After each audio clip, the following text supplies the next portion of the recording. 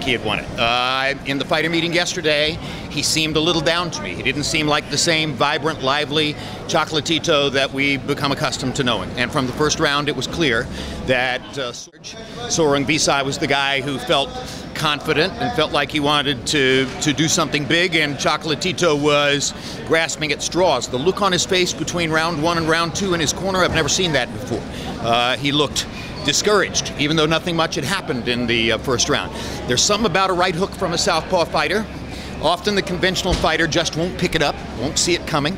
He didn't see either of those 2 shots that knocked him out. So at the end of the day, you know, his mentor, Alexis Arguello, had an amazing, incomparable career, and you'll never hear his name again without hearing somebody say Aaron Pryor. And you will never hear Chocolatito's name again without somebody saying Srisaket Sorong Visai. And that's the cruelty of boxing, is that you are never defined ultimately by your wins to the degree to which you are defined by your losses. Can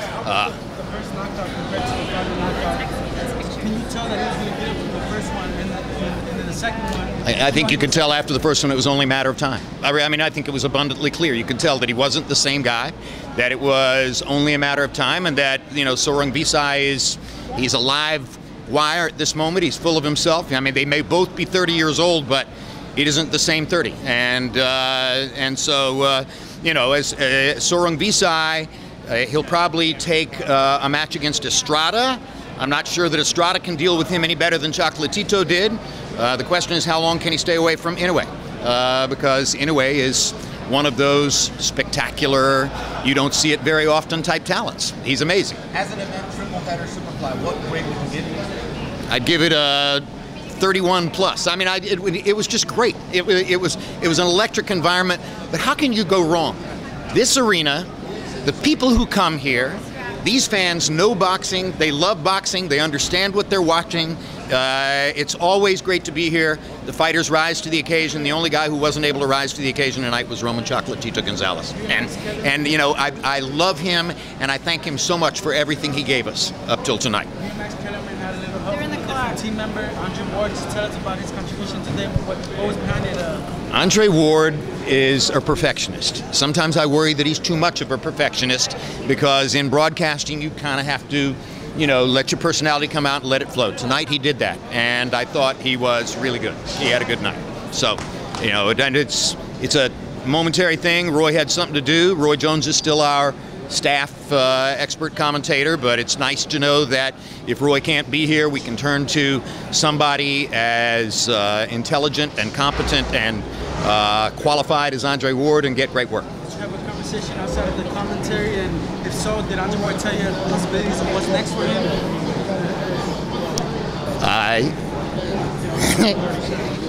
Probably the most interesting thing he told me in conversations was that he can beat Anthony Joshua. Can I ask you one quick question right here? Radio Raheem with Jim Lampley. As usual, you have some fascinating comments post-fight. I have to get your thoughts on McGregor-Mayweather. I know we called it an event, but everybody did watch and people were satisfied. How'd you feel? I haven't seen it. Okay, so I mean, I saw the stoppage. That's all I saw, and I saw the CompuBox numbers, which told me what happened in the fight. And I think Floyd did a brilliant job of, you know, doing what he wanted to do to win the fight and giving the MMA wish clientele something to hold on to. Oh, Conor won 3 rounds. I was amazed at the number of boxing experts who accepted the notion that Floyd is actually retired. Why would he be actually retired when you can make that much money that easily? Why not fight a woman next? You know, I think there are all sorts of ways for Floyd to make more money, and I expect him to make more money. Are you at all concerned now that we're going to see a lot of MMA trying to cross over and boxing trying to cross over to MMA? Is this the future holds? I think Mayweather-McGregor has already been forgotten, and by next weekend it's going to be way more forgotten. You're going to see something spectacular next weekend, which will be a firefight, which will be a skilled boxing match between 2 truly great fighters. There won't be any 40-year-olds in the ring, and there won't be any kickboxers in the ring. So I'm looking forward to next week. And lastly, Jim, we've got a heavyweight battle royal that should be matching up with Anthony Joshua and Pulev, and hopefully we get Ortiz and Wilder. Who comes through that bottleneck? Who will be the superior heavyweight champion? I think Joshua has flaws, but I think they're the kind of flaws he can overcome. I think Joshua is special.